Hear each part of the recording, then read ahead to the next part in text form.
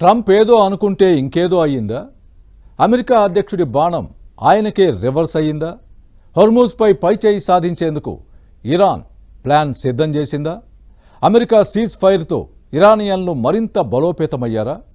భవిష్యత్తులో హోర్ముజ్పై పైచేయి సాధించేది ఎవరు?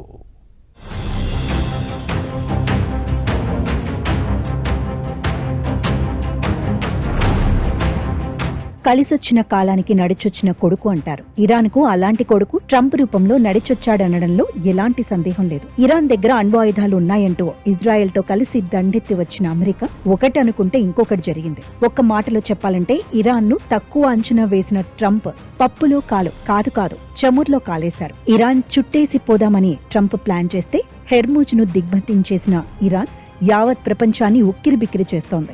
ఇరాన్ పనిన చమురు ఉచ్చులో చిక్కి ఆ మంటల్లో యావత్ ప్రపంచం సలసలా కాగిపోతోంది. పైగా ఈ పరిస్థితికి కారణం తమరే అంటూ ప్రపంచంలోని అన్ని దేశాల వేళ్లు ట్రంప్ వైపే చూపిస్తున్నాయి. దీంతో అడుసు తొక్కనేలా కాళ్లు కడగనేలా అన్నట్లుగా ఇరాన్తో పెట్టుకోవడం ఎంత తప్పో తెలుసుకున్న ట్రంప్ సీజ్ ఫైర్ అన్న పేరుతో పెద్దరికో నిలబెట్టుకున్నట్లు బిల్డప్ ఇచ్చి శాంతి చర్చల దిశగా అడుగులు వేసినప్పటికీ ఇరాన్ మాత్రం దొరికిందే ఛాన్స్ అని హెర్ముజ్ అంశాన్ని తమకు అనుకూలంగా మార్చుకోవాలని ప్లాన్ చేస్తోంది. హెర్ముజ్ గుండా రాకపోకలు సాగించి ఒక్కో నౌకకు $20 లక్షల చొప్పున టోల్ వసూలు చెయ్యాలన్నది ఇరాన్ ఆలోచనగా చెబుతున్నారు.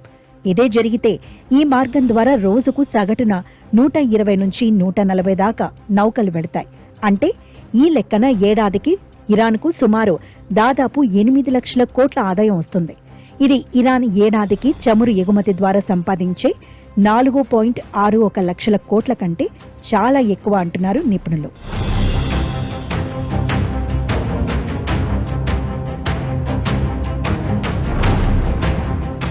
హెర్ముజ్పై తమ హక్కులకు అంతర్జాతీయ గుర్తింపు ఇవ్వాలని డిమాండ్లతో కూడిన ఒక కొత్త అజెండాను అమెరికా ముందు ఇరాన్ ఉంచింది. పౌర వినియోగ అణు కార్యక్రమాన్ని ఇరాన్ హక్కుగా గుర్తించడం, అన్ని ఆర్థిక ఆంక్షలను ఎత్తివేయడం, లెబనాన్పై ఇజ్రాయెల్ దాడులను నిలిపివేయడం, యుద్ధం వల్ల జరిగిన నష్టానికి పరిహారం చెల్లించటం మొదలైనవి ఉన్నాయి. అయితే వీటిల్లో హెర్ముజ్పై హక్కుల కోసం చేస్తున్న డిమాండే కీలకమైనది. ప్రపంచ చమురు సరఫరాలో హెర్ముజ్ది కీలక పాత్ర. అందుకే ముడి చమురు రవాణాలో కీలకమైన హెర్ముజ్ జలసంధిని తిరిగి తెరిపించటానికి ట్రంప్ తీవ్రంగా ప్రయత్నిస్తున్నారు.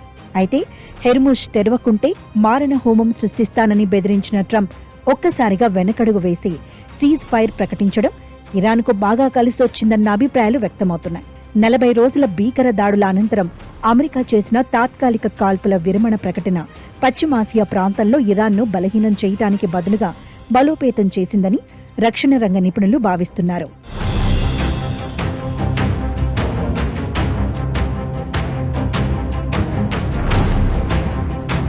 ఎన్నో దశాబ్దాలుగా ఎలాంటి ఇబ్బంది లేకుండా హెర్ముజ్ జలసంధి గుండా సాఫీగా సాగిన నౌకాయానం ఇరాన్ యుద్ధంతో స్తంభించిపోయింది.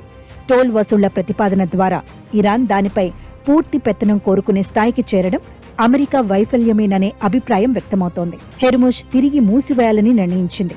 హెర్ముజ్ను తెరవకపోతే దాడులు తప్పవని, ఎన్నడూ లేని విధంగా ఇరాన్పై దాడులు చేస్తామని వార్నింగ్ ఇచ్చారు.